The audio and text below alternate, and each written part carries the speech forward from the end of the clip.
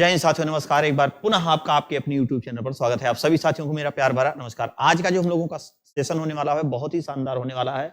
कुछ महत्वपूर्ण आर्टिकल लेकर के आए हैं, कुछ नहीं बल्कि 1 से लेकर के 100 तक पूरा आज हम लोग देखने वाले हैं कि देखते हैं कि 1 से लेकर 100 तक कैसे आप लोग को हम समझाने का प्रयास करते हैं और आप लोग कैसे इसको समझने का प्रयास करते हैं।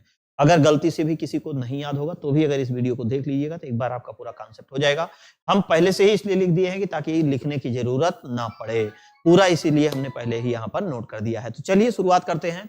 भाग 1 से लेकर के और 100 तक जितने भी भाग होंगे और जितने भी अनुच्छेद होंगे वहां पे हम लोग अच्छे से पढ़ने वाले हैं। पहला जैसे कि आप देख रहे हैं यहाँ पर है अनुच्छेद 1 क्या कहता है कि संघ का नाम एवं राज्य क्षेत्र। संघ का नाम एवं राज्य क्षेत्र का मतलब होगा ये आपका कौन सा है, तो ये आपका भाग 1 है। भाग एवं 1 संघ राज्य क्षेत्र की बात करता है, मतलब अनुच्छेद 1 कहता है कि जो भारत है वो राज्यों का संघ है, राज्यों का संघ। संघ का मतलब क्या होता है, यूनियन है। क्या है, यूनियन है। दूसरे में कह रहा है आर्टिकल 2 में कि नए राज्यों का प्रवेश कराएगा या स्थापना कराएगा, स्थापना या फिर उसका क्या करेगा, नामकरण की बात करेगा। स्थापना करेगा या नामकरण की बात करेगा। उसके बाद तीसरा कह रहा है कि नए राज्यों का नाम में परिवर्तन करेगा और पुराने राज्य के क्षेत्रफल और सीमा में परिवर्तन करेगा। 4 क्या करता है, ये जो 4 है ये 2 एवं 3 की कमियों को क्या करता है, ये पूरा करता है संशोधन करके। उसके बाद अगला का है नागरिकता। नागरिकता की अगर हम लोग बात करें तो इसका उल्लेख है भाग 2 में। नागरिकता का उल्लेख भाग 2 में है 5 से लेकर 11 तक। ये नागरिकता की अगर हम लोग बात करें तो अपने भारत में किस प्रकार की है, एकल नागरिकता है। इसको कहां से लिया गया है, ब्रिटेन से लिया गया है। अनुच्छेद 5 कहता है संविधान के प्रारंभ में नागरिकता, मतलब 26 जनवरी 1950 को जब संविधान लागू हुआ उस दिन से भारत की नागरिकता। 6 ये कहता है कि पाकिस्तान से भारत प्रव्रजन करने पर, मतलब पाकिस्तान से भारत आने पर, तो पाकिस्तान से भारत आने पर एक डेट रख दिया गया था 19 जुलाई 1948। 19 जुलाई 1948 के पहले जितने भी लोग पाकिस्तान से भारत आ जाएंगे उन सभी को भारत की नागरिकता दे दी जाएगी। साथ में कह रहा है कि पाकिस्तान से कहां जाने पर, भारत जाने पर, इसमें पाकिस्तान को प्रव्रजन करने पर, मतलब कि पाकिस्तान को जाने पर, कहां जाने पर, भारत से पाकिस्तान। कहां जाने पर, भारत से पाकिस्तान।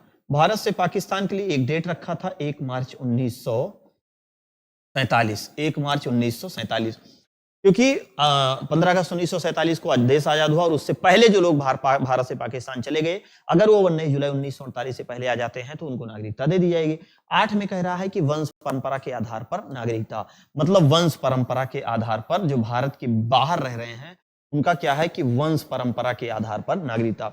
9 में क्या कहता है, नो मतलब समाप्ति, समाप्ति की बात करता है, मतलब ना होना। ना होना का मतलब क्या कहता है कि समाप्ति, नागरिकता समाप्ति की बात करेगा। यदि आप बिना बताए गायब हो जाएंगे, देशद्रोही हो जाएंगे, हैं कोई गलत काम करेंगे, तो ऐसी स्थिति में आपकी नागरिकता समाप्त कर दी जाएगी।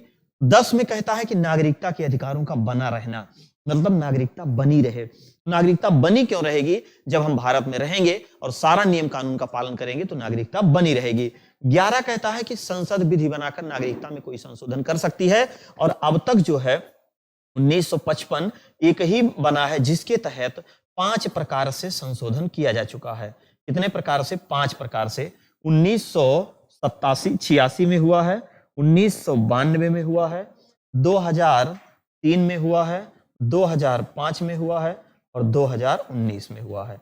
ये इतना है आपका, ठीक, इतने पे हुआ है। तो 11 क्या करेगा, कानून बनाएगा, नागरिकता से संबंधित कानून बनाएगा। और राष्ट्रपति अगर नागरिकता में कोई फेरबदल करने होंगे तो वो गृह मंत्रालय से बगैर पूछे नहीं कर सकते, यहाँ पर मंत्रिमंडल का काम नहीं होगा। उसके बाद अगला हम लोग देख लेते हैं फंडामेंटल राइट, जिसको हम लोग कहते हैं मूल अधिकार, का उल्लेख किस भाग में है, तो भैया भाग 3 में है। भाग 3 में कितने से लेके कितने तक है, तो 12 से लेके 35 तक है। कितने प्रकार का मूल अधिकार है, तो 6 प्रकार का है। 6 प्रकार का है, लेकिन 7 था और एक आपका यहां से हट गया है। फंडामेंटल राइट की अगर हम लोग बात करें, कि मूल अधिकार की अगर हम लोग बात करें, इसका स्रोत कहां से है, तो इसका स्रोत यूएसए से। कहां से लिया गया है, यूएसए से लिया गया है। अब इसमें जो 12 है, 12 में परिभाषा, परिभाषा मतलब जीवन जीने की परिभाषा, जीवन जीने की परिभाषा। भारत के किसी भी राज्य क्षेत्र में जीवन जीने की परिभाषा की बात करता है। 13 ये कहता है कि मूल अधिकारों से असंगत व उनका अल्पीकरण करने की विधियां। इसका मतलब यह है कि जब संविधान लागू नहीं हुआ था, संविधान लागू होने से पहले जो आर्टिकल बने हुए थे भारत शासन अधिनियम 1935 या फिर और कोई आर्टिकल अंग्रेजों के द्वारा बनाए गए थे, तो आज अगर हमारे वर्तमान मूल अधिकारों का वो हनन करेंगे तो उनका अल्पीकरण मतलब खत्म कर दिया जाएगा। और ये कानून कौन बनाएगी? संसद बनाएगी। कौन बनाएगी? संसद। संसद बनाएगी। ठीक, अगला है 14, 15, 16, 17 और इसी में आपका 18 भी आ जाता है। ये जो 5 प्रकार की समता दी गई है। अनुच्छेद 14 कहता है विधि के समक्ष समता। विधि के समक्ष समता का मतलब ये हुआ कि विधि के समक्ष सभी लोगों को एक समान देखा जाएगा। अगला 15 कहता है धर्म, मूल, वंश, जात, लिंग के आधार पर किसी को कोई भेदभाव नहीं किया जाएगा। और इसी में ये कहा गया है कि सार्वजनिक स्थल हो गया, कोई भी सार्वजनिक स्थल हो गया, सार्वजनिक स्थल, सार्वजनिक स्थल, कुआं हो गया, तालाब हो गया, कुआं हो गया, तालाब हो गया, इसमें पानी भरने का अधिकार है। होटल वगैरह में सभी के साथ बैठने का अधिकार है। कोई भी धार्मिक धर्म स्थल है, यहाँ पे इकट्ठा होने का अधिकार है। मतलब इसमें भी कोई भेदभाव नहीं किया जाएगा। 16 कहता है लोक नियोजन में अवसर की समानता। लोक नियोजन मतलब कभी भी आपके अवसर को रोका नहीं जाएगा, लेकिन यहाँ पर योग्यता और पात्रता का मामला आ जाएगा तो कैंसिल हो जाएगा। अगर आप पुलिस हैं तो अगर दरोगा बनने की आपके अंदर क्षमता है, योग्यता है, पात्रता है और वो क्वालिटी है तो आप दरोगा बन सकते हैं। मतलब आपके अवसर को कभी रोका नहीं जाएगा। उसके बाद है छुआछूत का, अस्पृश्यता का अंत कर रहा है। अंत मतलब छुआछूत का अंत, छुआछूत का अंत, छुआछूत का अंत। छुआछूत का अंत का मतलब ये हुआ कि किसी भी व्यक्ति के बगल आप बैठ सकते हैं और जो है छुआछूत के कारण वो आपसे भेदभाव नहीं कर सकता है। तो 17 में इस चीज की बात की गई है, मतलब छुआछूत का अंत। लेकिन अगर किसी को कोरोना की बीमारी हो गई है तो ये नियम काम नहीं करेगा। अगला है आपका 18। 18 में देखिए उपाधियों के अंत की बात की गई है और इसी में ही पुरस्कार वितरण की बात कर रहा है। पुरस्कार वितरण, तो पुरस्कार वितरण समिति का अध्यक्ष कौन होता है? उपराष्ट्रपति साहब होते हैं। कौन होते हैं? उपराष्ट्रपति। तो पुरस्कार वितरण की बात किस अनुच्छेद में की गई है? 18। उपाधियों का अंत में क्या है? जैसे महाराजा धीराज बलदाऊ पधार, फलाने धमाका, परम भागवत, परम भट्टारक, इस प्रकार की उपाधियां जो है अब क्या कर दिया गया? समाप्त कर दिया गया। अनुच्छेद 19 में वाक एवं अभिव्यक्ति की स्वतंत्रता के अधिकार की बात करता है, जिसमें पहले 7 था लेकिन अब समाप्त करके केवल और केवल 6 दिया गया है। जैसे 19 का ए हो गया, 19 का बी हो गया, 19 का सी हो गया, 19 का डी हो गया, 19 का ई हो गया, 19 का एफ हो गया, 19 का जी हो गया। ये 1 2 3 4 5 6 7, तो पहले 7 था लेकिन एक आपका कौन सा? ये एफ आपका जो था ये हट गया है। ये आपका जो संपत्ति का अधिकार है इसको मूल अधिकार की श्रेणी से हटा दिया गया। ए में क्या है? वाक एवं अभिव्यक्ति की स्वतंत्रता। वाक एवं अभिव्यक्ति की स्वतंत्रता है, वाक एवं अभिव्यक्ति की स्वतंत्रता। बी में है बैठने की स्वतंत्रता, मतलब बैठने मतलब सभा करने की स्वतंत्रता, सभा करने की स्वतंत्रता। सी में सा से संघ, सी से संघ बनाने की स्वतंत्रता, संघ। डी मतलब 4, 4 मतलब चारों दिशाओं में घूमने टहलने की स्वतंत्रता, तो इसमें घूमने टहलने की स्वतंत्रता। ई में स्थिर होने की मतलब निवास करने की स्वतंत्रता, निवास करने की, निवास। और भैया जी से जीविका चलाने मतलब व्यापार करने की स्वतंत्रता, व्यापार। ये इतने प्रकार, ये कभी कभी पूछ लेता 19A या 19C में क्या है, इस प्रकार से एग्जाम में क्वेश्चन पूछ। अगला अनुच्छेद 20 और 21 है। 20 और 21 की विशेषता ये है कि ये कभी भी आपातकाल के दौरान निलंबित नहीं किया जाएगा। कितना भी आपातकाल है लेकिन इस पर कोई प्रभाव। अपराध के लिए दोष सिद्ध के संबंध में संरक्षण, मतलब कि ये कह रहा है कि जब तक आपका दोष सिद्ध नहीं हो जाएगा तब तक आपको सजा नहीं होगी। ठीक, अगर आपको सजा हो गई है दोबारा उसी केस के लिए आपको दोषी नहीं ठहराए। प्राण एवं दैहिक स्वतंत्रता का संरक्षण, मतलब कि अगर आपको कोई मारने, पीटने, काटने, तोड़ने आया तो आप उसके औजार से अपनी शरीर को बचाने के लिए उसके ऊपर आक्रमण कर सकते हैं। तो प्राण एवं दैहिक स्वतंत्रता ये किस प्रकार से न्यायालय में परिवर्तनीय, मतलब ये आपातकाल में निलंबित नहीं हुआ। मान लीजिए किसी की चोट लग गई है, कोई टूट गया है, हाँ, सांसा एकदम चल रहा है, उसको हॉस्पिटल लेके जाया जा रहा है, पता लगा उसको रुको रुको रुको रुको कोरोना लगा है, वापस जाओ, ना ना ना, उसके प्राण, मतलब पहले उसके प्राण को बचाया जाए, फिर उसके बाद जो भी निर्णय होगा देखा जाएगा। अगला है 21 का प्रारंभिक शिक्षा की बात करता है, जिसको किस संशोधन के तहत जोड़ा गया था? 83वां संविधान संशोधन 2002 में। इसको बाद में जोड़ा गया है। हर बच्चे का, हर व्यक्ति का शिक्षा लेना मूल अधिकार हो गया है। 22 में कहा गया कुछ दशाओं में गिरफ्तारी के संबंध में संरक्षण।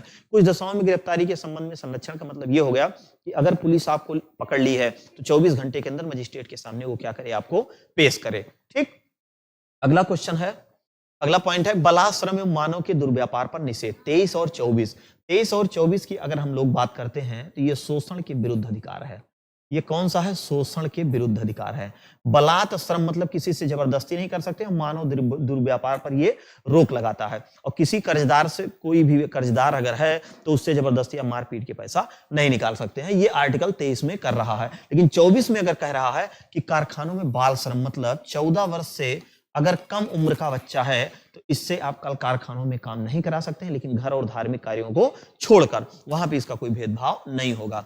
25, 26, 27, 28 ये जो है ये धर्म की स्वतंत्रता है। ये इसमें धार्मिक स्वतंत्रता, अंतःकरण और धर्म आबाद रूप से आचरण प्रचार करने की स्वतंत्रता। मतलब 25 जो कहता है वो व्यक्तिगत धर्म की स्वतंत्रता। मतलब 25 में क्या कहा गया है? व्यक्तिगत धर्म की स्वतंत्रता, है ना, व्यक्तिगत धर्म की स्वतंत्रता। और 26 थोड़ा सा बड़ा है, इसलिए इसमें धार्मिक कार्यों में प्रबंधन, इसमें सामूहिक धर्म की स्वतंत्रता है। सामूहिक धर्म की स्वतंत्रता है, सामूहिक धर्म की स्वतंत्रता। 27 में कहा गया किसी धार्मिक विशेष की अभिवृद्धि के लिए करों के संदाय में छूट। मतलब क्या है कि कोई भी धार्मिक स्थल है, मंदिर, मस्जिद, गिरजाघर, चर्च, अगर यहाँ पर पैसा इकट्ठा हुआ है तो उस पर सरकार जो है वो टैक्स नहीं ले सकती है, ये कहा गया है। बाकी ये तो बहुत कठिन भाषा है।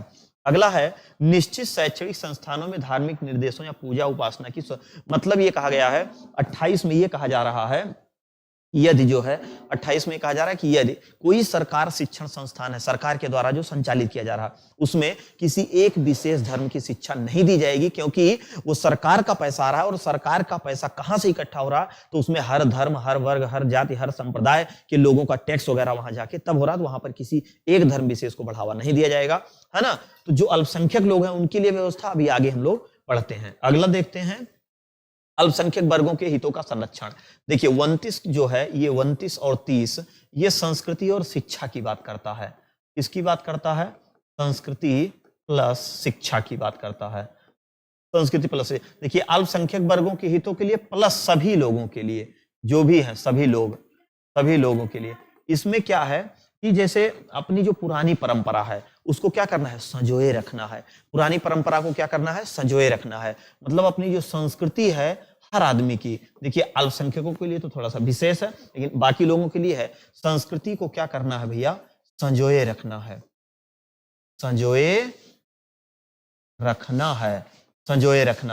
है ना। इसको यहां से संजोए रखना है। 30 में कहा गया है शिक्षा संस्थानों की स्थापना एवं प्रशासन करने का अल्पसंख्यक वर्गों का अधिकार। कहने का मतलब है कि अनुच्छेद 30 जो है वो केवल और केवल अल्पसंख्यकों के हितों से संरक्षण देता है। अगर क्वेश्चन पूछ ले कि निम्न में से कौन सा अनुच्छेद केवल अल्पसंख्यकों के हितों से संरक्षण प्रदान करता है, 29 और 30 विकल्प में दोनों है तो आपका 30 सही हो जाएगा। लेकिन अगर 30 विकल्प में नहीं है तो 29 भी आपका सही हो जाएगा। ये वही अल्पसंख्यक हैं जिनको अनुच्छेद 28 में शिक्षा उनको नहीं दी जा रही थी। नहीं मतलब है जैसे मान लीजिए अभी 50 लोग एक तरीके से कपड़ा पहने हैं, उसमें कोई दिगंबर वाला पहुंच गया, उघारे पहुंच गया, और उसका सब चिकोटी काट रहे, अब बेचारा जाए कहां, तो उसको कोई भगा नहीं रहा है, उसकी संख्या कम है, वो अपने आप को एडजस्ट ही नहीं कर पा रहा, इसलिए उसके लिए अलग से प्रावधान किया गया है। अगला है आपका 31 की अगर हम लोग बात करें, ये संपत्ति का अधिकार जो वर्तमान में यहां से हटा दिया गया, निश्चित करके इसको कौन सा अधिकार बना दिया गया है? कानूनी या विधिक अधिकार बना दिया गया है। कानूनी या विधिक अधिकार बना दिया गया है और 300 का में और भाग 12 में ले जाके इसको रख दिया गया है। 300 का भाग 12 में इसको रख दिया गया है और आज ये जो है मूल अधिकार की श्रेणी से हट गया है। 33 की अगर हम लोग बात करें, इसमें 32 अभी आगे आपको बता देते हैं 32 की परिभाषा। 33 में इसके द्वारा प्रदत्त अधिकारों, बलों, सशस्त्र बल की बात कर रहा है ना, जो सशस्त्र बल है, सशस्त्र बल, जो भी सशस्त्र बल हैं, जितने भी सेना हैं, उपरांत करने की संसद की शक्ति। कहने का मतलब यह है कि अगर आप सशस्त्र बल के किसी भी पद पर हैं तो वहां पर आपका प्राण एवं दैहिक स्वतंत्रता काम नहीं करेगा। अगर मान लीजिए पाकिस्तान से युद्ध शुरू हुआ और आप बॉर्डर पे हैं, आपको लगता है कि उसकी गोली से हम शहीद हो जाएंगे, तो भैया भारत के लिए आपको शहीद होना पड़ेगा। लेकिन आप वहां पे ये नहीं कह सकते हो कि नहीं नहीं नहीं हम राइफल भैया तू अपन सरकार लियो, हम जा रहे हैं, ऐसा आप वहां नहीं कह सकते हैं। 34 में कहा गया जब किसी क्षेत्र में सेना का कानून लागू होगा, है ना, तब इसमें जो है आपके मूल अधिकार काम नहीं करेंगे, है ना। जहां पर सेना का, जिसको मार्शल लॉ कहते हैं। कहने का मतलब है जहां सेना का कानून लागू रहेगा या सैनिक कानून या मार्शल लॉ, वहां पर राज्य का कानून मतलब आपका मूल अधिकार वहां पर काम नहीं करेगा। और 35 में कहा गया इस भाग के उपबंधों को प्रभावी करने का विधान। प्रभावी का मतलब यह है कि जो मार्शल लॉ है उसके लिए ये क्या बनाएगा, कानून बनाएगा। मार्शल लॉ जो है, मार्शल लॉ के लिए संसद क्या बनाती है, कानून बनाएगी। कानून बनाएगी, संसद कानून बनाएगी। अब आर्टिकल 32 के बारे में हम लोग देख लेते हैं। आर्टिकल 32 अगला है आर्टिकल 32। इसमें किस चीज की बात की गई है, संवैधानिक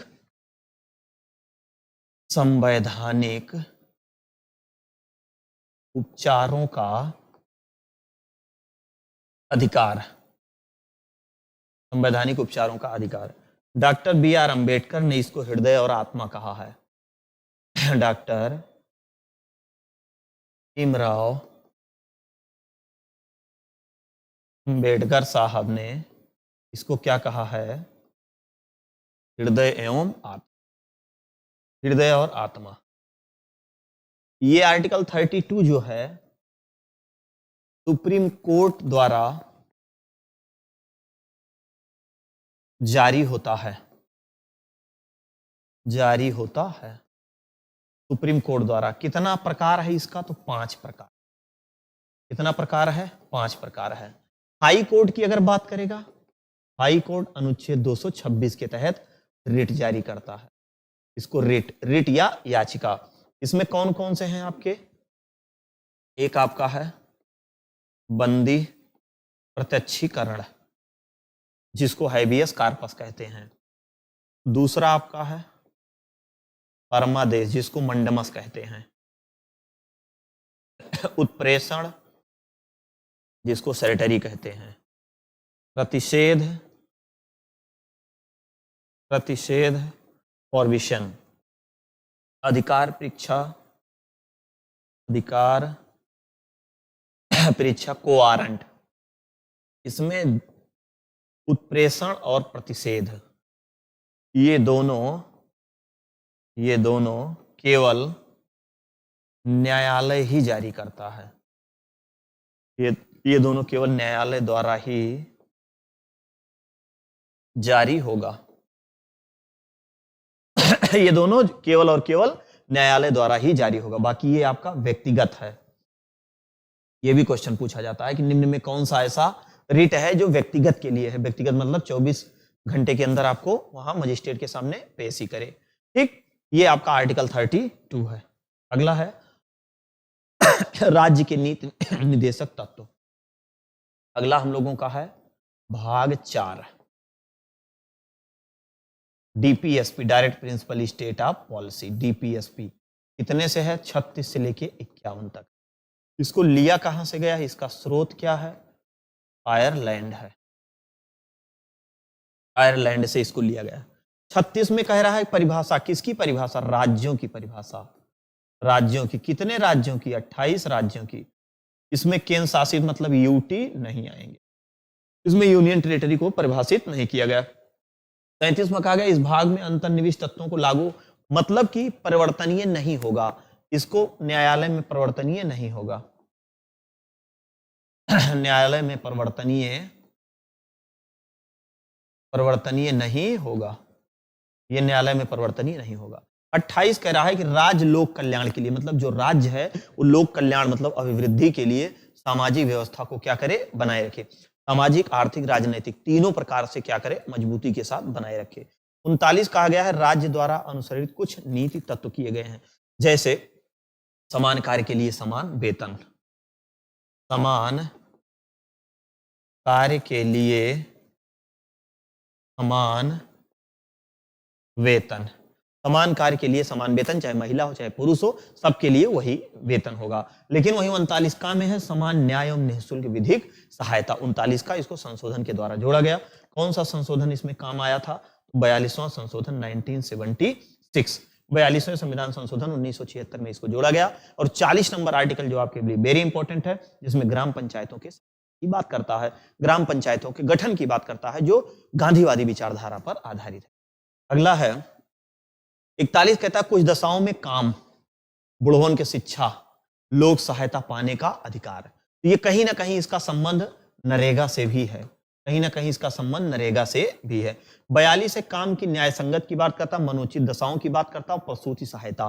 प्रसूति सहायता मतलब गर्भवती महिलाएं जो हैं, गर्भवती माताएं हैं, उनको राज्य हर प्रकार से सुविधा मुहैया कराए और जो उनके लायक न्याय संगत हो उसी प्रकार से उनसे काम ले, और जो उनका मन करे उसी के उचित, मतलब मन के उचित ही उनसे कार्य करा सके। 43 में यह कहा गया है कि कर्मकारों के लिए निर्वाहन मजदूरी, मतलब कि जो व्यक्ति है उसको उतना वेतन कम से कम दे दिया जाए कि कम से कम उसका जीवन चल सके। तो यहां हम कह सकते हैं कि जीवन निर्वाह योग्य मजदूरी, जीवन निर्वाह योग्य मजदूरी। 43 का में उद्योगों के प्रबंधन में कर्मकारों का भाग लेना, और 43 खा में सहकारी समितियों को बढ़ावा देना, मतलब कोऑपरेटिव सोसाइटी।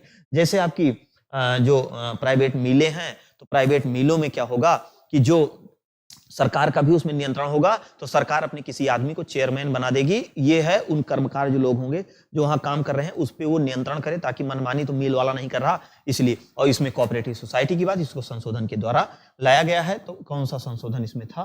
तो 42वां था 1976 में। अगला है 44 वेरी इंपॉर्टेंट, नागरिकों के लिए समान सिविल संहिता। ये केवल और केवल अभी तक गोवा में ही लागू हुआ। मतलब क्या है कि विवाह विच्छेद की बात करता है तो उसके लिए एक नियम कानून होना चाहिए, ये कहा गया है कि इसमें 44 में, और ये केवल और केवल अभी गोवा में है और ये कहीं नहीं लागू है।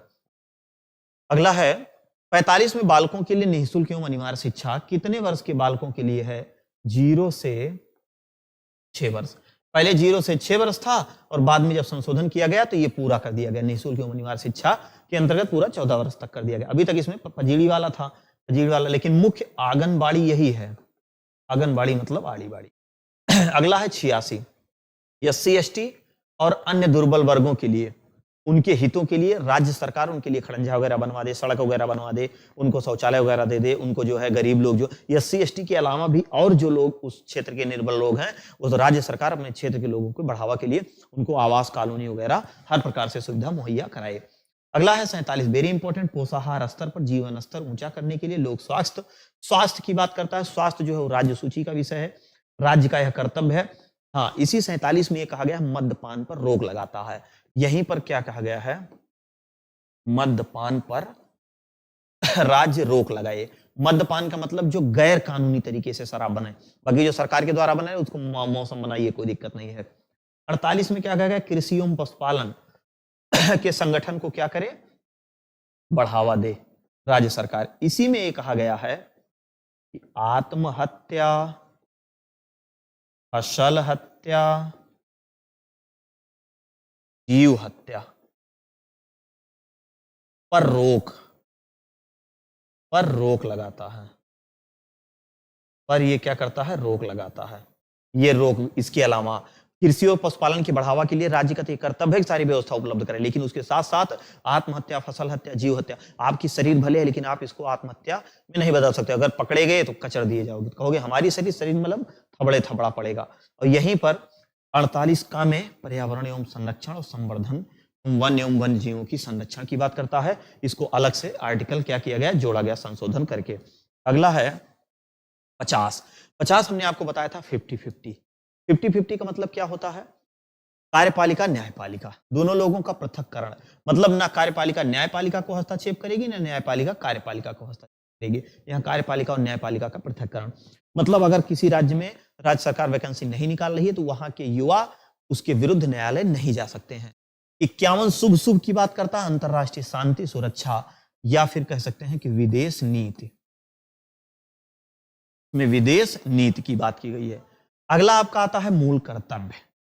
मूल कर्तव्य की अगर हम लोग बात करें तो भाग 4 का में है, और आर्टिकल की बात करें तो 51 का में है, 1 से 11 तक है।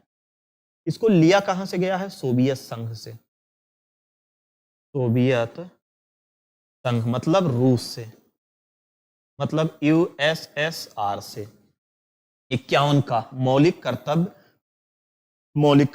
इसमें ये अलग है, ये इसमें पेस्ट हो गया है, बाकी ये नहीं रहेगा इसमें। मौलिक कर्तव्य संविधान लागू के समय 0 था, बाद में 10 आया, फिर 1 आया और आज कितना हो गया है? 11 हो गया है। कब लाया लाया गया इसको? तो इसको लाया गया 42वां संशोधन 1976 के। बाद में फिर 11वां जो जोड़ा गया, 11वां मौलिक कर्तव्य 86वां के तहत 2002 में जोड़ा गया। 4 आर्टिकल इसमें ऐसे हैं जो दंडनीय बनाए जा सकते। 51 का फर्स्ट, 51 का 7, 51 का 9, 51 का 11, ये आपके दंडनीय बनाए जाते हैं। मूल कर्तव्य मतलब फंडामेंटल ड्यूटीज, व्यक्ति का भी कर्तव्य होना चाहिए कि वो जो है जो भी हमारी संवैधानिक चीजें हैं, जो भी सांस्कृतिक विरासत चीजें हैं, उसको पूरी तरह से वो संजोए रखे। ठीक, अगला हम लोगों का आता है अब भारत के राष्ट्रपति, मतलब आर्टिकल 52 की बात करता है। अनुच्छेद 52 में क्या कहा गया है? भारत के लिए एक राष्ट्रपति होगा। 53 में संघ की कार्यपालिका की शक्ति होगी, लेकिन नाम मात्र होगी, वास्तविक जो है वो पीएम होंगे। 54 में राष्ट्रपति का निर्वाचन है। 55 में राष्ट्रपति के निर्वाचन की रीति है, किस प्रकार से होगी, और इसमें राष्ट्रपति का कार्यकाल है। 57 में पुनर्निर्वाचन के लिए है। हमने एक आपको बताया था, एकदम अगर याद होगा, पकानी कोका दुयो दशम रिक्त, पकानी कोका दुयो दशम रिक्त, रिक्त की बात करता है। इसमें 52 है, 53 है, 54 है, 55 है, 56 है, 57 है, 58 है, 59 है, 60 है, 61 है, रिक्त में 62 है। पूरा आर्टिकल आपका बहुत अच्छे से हमने एकदम शानदार तरीके से व्याख्या पढ़ाया है, वहां से जाके आप इसको देख सकते हैं। 58 में वही राष्ट्रपति के निर्वाचन किस किस प्रकार से होगा, कैसे होगा, सब बताएं। राष्ट्रपति पद के लिए कुछ शर्तें, शर्तें मतलब कंडीशन। राष्ट्रपति को शपथ कौन दिलाएगा? तो एससी के मुख्य CJI, chief justice of India. 61 में राष्ट्रपति पर महाभियोग इम्पीचमेंट लतियाने की प्रक्रिया कहां से ली गई है भैया? यूएसए से ली गई है। राष्ट्रपति के पद की बात करेगा, राष्ट्रपति का पद ब्रिटेन से लिया गया है। राष्ट्रपति के महाभियोग की प्रक्रिया कहेगा तो यूएसए से लिया गया है। 62 में कहा गया है राष्ट्रपति के पद रिक्त होने भरने के लिए निर्वाचन करने के समय और आकस्मिक रिक्तियों में भरने में निर्वाचन व्यक्ति की पदावधि, मतलब यहाँ पर अगर आकस्मिक स्थिति में मतलब राष्ट्रपति, मतलब किसी भी आकस्मिक नहीं, ऐसे नॉर्मली अगर राष्ट्रपति का पद खाली हो रहा तो अनुच्छेद 65 के तहत उपराष्ट्रपति उनके कार्यों का निर्वहन करेंगे। उसके बाद हमने एक लाइन और आपको बताया था कि राजू की राधा अब तक के राष्ट्रपतियों का क्रम ना, राजू की राधा जाकर गिरी पखरू रेड्डी की जेल में, रमाशंकर नारायण की कलम से प्रतिभा निकली प्रणव राम की मुर्मू। इससे पूरा आपका जो है अब तक के राष्ट्रपति का क्रम यहां से क्लियर हो जाएगा। अगला है 63, यहाँ पे है भारत के एक उपराष्ट्रपति होंगे। इनका जो पद है वो कहां से लिया गया है? यूएसए से लिया गया है। 64 में उपराष्ट्रपति राज्यसभा के पदेन सभापति होंगे। 65 में कहा गया है ये कार्यवाहक बनेंगे, कार्यवाहक राष्ट्रपति बनेंगे। कितने दिन के लिए? 6 माह के लिए। अब तक 3 व्यक्ति हो चुके हैं, वीवी गिरी साहब, एम हिदायतुल्लाह,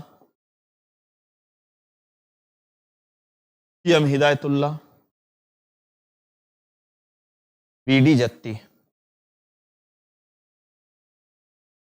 3 ऐसे हैं जो अब तक कार्यवाहक बन चुके हैं।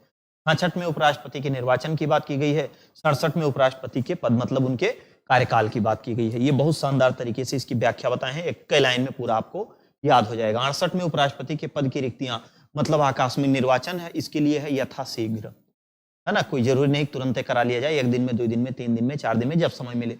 उपराष्ट्रपति द्वारा शपथ या प्रतिज्ञान राष्ट्रपति दिलाएंगे। 70 में है अन्य आकस्मिक में राष्ट्रपति के कृत्यों का निर्वहन करेंगे। कितने दिन के लिए? 6 माह के लिए, जिसको कार्यवाहक उपराष्ट्रपति के नाम से जाना जाता है। यहां पर हमने आपको क्या बताया था? उसरा निकाचुस रिक्त, उसरा निकाचुस रिक्त, रिक्त। इसमें देखिए सब आपका पूरा आ जाएगा, है ना। इसमें देखिए 63, 64, 65, 66, 67, 68, 69, 70। ठीक, ये पूरा 70 तक एकदम क्लियर कर देगा, कोई दिक्कत नहीं है। उसके बाद हम लोग सीधे चलते हैं 71। 71 में ये कहा गया है भैया कि राष्ट्रपति हैं या उपराष्ट्रपति हैं, इनके निर्वाचन संबंधी विवाद का निपटारा कौन करेगा? सुप्रीम कोर्ट के द्वारा किया जाएगा। 72 में है राष्ट्रपति को क्षमादान की शक्ति, जो 5 प्रकार से दे सकता है। राष्ट्रपति कोई भी क्षमादान शक्ति, निलंबन, परिहार, लघुकरण, मतलब 5 प्रकार से राष्ट्रपति कर सकता है क्षमादान की शक्ति को। अगला है ये क्षमादान की शक्ति ये किससे मांग के करते हैं? ये गृह मंत्रालय से, गृह मंत्रालय से, गृह मंत्रालय की सलाह पर, है ना। नागरिकता से संबंधित कोई मामला आएगा सब गृह मंत्रालय से ही ये पूछेंगे। अगला है केंद्रीय मंत्रिपरिषद एवं भारत का महान्यायवादी, इसमें दोनों हम लोग देख लेते। देखिए 74 और 75 की अगर हम लोग बात करते हैं तो राष्ट्रपति को सहायता और सलाह देने के लिए एक मंत्रिपरिषद होगा और इसका जो अध्यक्ष होगा अध्यक्ष कौन होगा? पीएम। और 75 में ही पीएम मतलब 74 में ही एक भारत के लिए प्रधानमंत्री होगा, इसकी भी बात की गई है। 75 में मंत्रियों के बारे में अनुबंध, इनकी नियुक्ति कौन करेगा? तो इनकी नियुक्ति या शपथ की बात करेगा। नियुक्ति या शपथ की अगर बात करेगा तो इनकी नियुक्ति या शपथ कौन करेगा? राष्ट्रपति। लेकिन इनका चयन कौन करेगा भैया? इनका चयन करेंगे प्रधानमंत्री। ठीक, मंत्रिमंडल जो है, मंत्रिमंडल में पीएम होंगे और कैबिनेट मंत्री होंगे। मंत्रिपरिषद में पीएम होंगे, कैबिनेट मंत्री होंगे, राज्य मंत्री होंगे, स्वतंत्र प्रभार मंत्री होंगे, उप मंत्री होंगे और सचिव होंगे। इसकी सब व्याख्या बहुत शानदार तरीके से हमने आपको पढ़ाया। महान्यायवादी की बात करें अनुच्छेद 76 में जो एजी अटॉर्नी जनरल। 77 में क्या है? भारत सरकार के कार्य का ये संचालन करेंगे। राष्ट्रपति के प्रसाद पर्यंत होंगे, राष्ट्रपति इनकी नियुक्ति वगैरह सब कुछ राष्ट्रपति के अनुसार ही होगा। इनको भारत की संचित निधि से वेतन नहीं मिलेगा। राष्ट्रपति को जानकारी देने आदि के संबंध में प्रधानमंत्री के कर्तव्य, वेरी इंपॉर्टेंट है आर्टिकल 78 जिसमें प्रधानमंत्री के कर्तव्यों की बात की गई है। प्रधानमंत्री के कर्तव्यों की बात यहाँ पर की गई है। चलिए आगे देखते हैं। नेक्स्ट थोड़ा सा ब्लर हो रहा है हल्का फुल्का। अगला हम लोगों का है संसद, पार्लियामेंट। 79 से लेकर के 123 तक, 79 से लेके 123 तक पार्लियामेंट, जिसको हम लोग संसद कहते हैं, भारतीय संसद। ये कह सकते हैं कि पूरा हम लोगों का जबरदस्त तरीके से सब कुछ ये यही है हम लोगों का सब कुछ, है ना। जैसे ये पुरानी संसद, ये हमने आपको यहाँ क्या बताया था? ला, सा से संसद, रा से राज्यसभा और ला से लोकसभा। लोकसभा 79, 80, 81, 79, 80, 81 लोकसभा की संरचना, राज्यसभा की संरचना और संसद की। 82 में कहा गया प्रत्येक जनगणना के पश्चात पुनः समायोजन। ये पहली जनगणना इसके तहत कब हुई थी? 71 में। कब तक चलना था इसको? 2001 तक। सॉरी, इसमें लेकिन एक में कोई संशोधन नहीं हुआ, इसको बढ़ा के कर दिया गया 2026 तक। 2026 तक मतलब कि जो लोकसभा, राज्यसभा, विधानसभा, विधान परिषद में जो सीटों का निर्धारण किया गया है वो 72 में ये कहा गया, सॉरी 82 में, कि प्रत्येक 10 वर्ष के बाद जनगणना होगी और उस जनगणना के आधार पर ही निर्धारण किया जाएगा कि कहाँ की लोकसभा सीट में जनसंख्या में वृद्धि होगी, कम होगी, क्योंकि 10 लाख की जनसंख्या पर एक लोकसभा बनाया गया है, उससे ज्यादा हो जाएगी 2 बन जाएगा।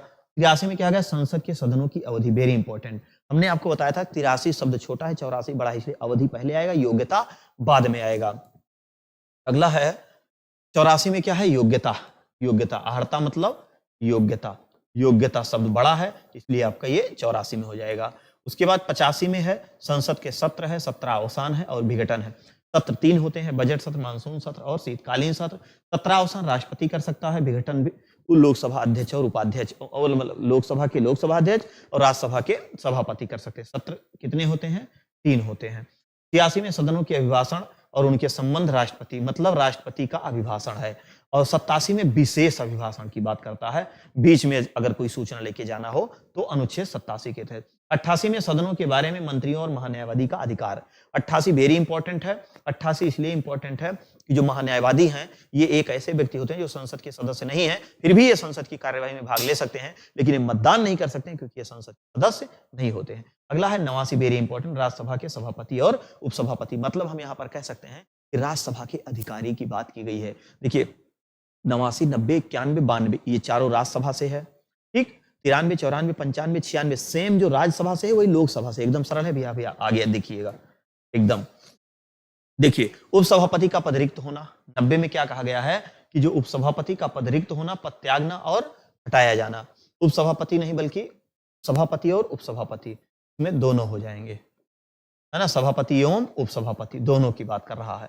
91 में सभापति के पद रिक्त होने पर कर्तव्यों का पालन सभापति के रूप में उपसभापति करेंगे। मतलब क्या हुआ कि अनुच्छेद किसमें 91 में ये कहा गया है कि अगर सभापति नहीं होंगे तो इनके कर्तव्यों का निर्वहन कौन करेगा? उपसभापति करेंगे।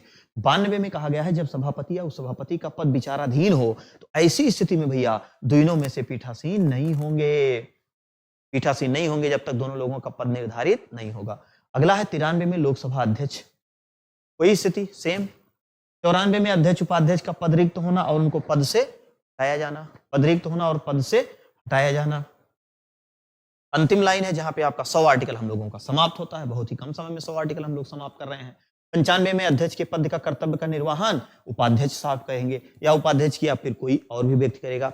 मतलब कि जब अध्यक्ष नहीं होंगे तो इनके कर्तव्यों का निर्वहन कौन करेगा? उपाध्यक्ष करेंगे। 96 में ये कहा गया है अध्यक्ष उपाध्यक्ष पद हटाने कोई संकल्प विचाराधीन हो तो वो भी पीठासीन नहीं होंगे।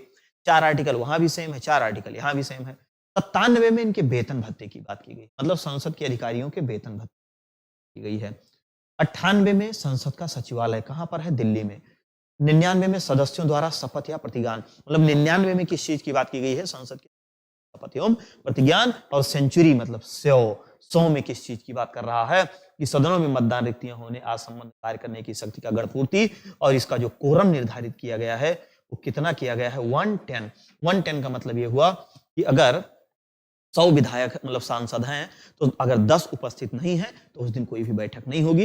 ये कोरम केवल और केवल वहीं के लिए नहीं, ये हर जगह के लिए कोरम लागू होता है। तो इस सेशन में हम लोग 100 क्वेश्चन यहाँ सॉरी 100 क्या नाम है आर्टिकल समझ लिए। अब इसके बाद 101 से लेके फिर 200 तक करेंगे और फिर 201 से लेके 395 मतलब 3 क्लास में पूरा जो है आर्टिकल हम लोग अच्छे से इसको समझने का प्रयास करेंगे। इसको एक बार बढ़ा के आप देख लेंगे, 2 बार देख लेंगे, आपको चीजें बहुत शानदार तरीके से समझ आएंगी। मिलते हैं फिर किसी एक और नए जबरदस्त क्लास में, तब तक के लिए आप सभी साथियों को जय हिंद, वंदे मातरम।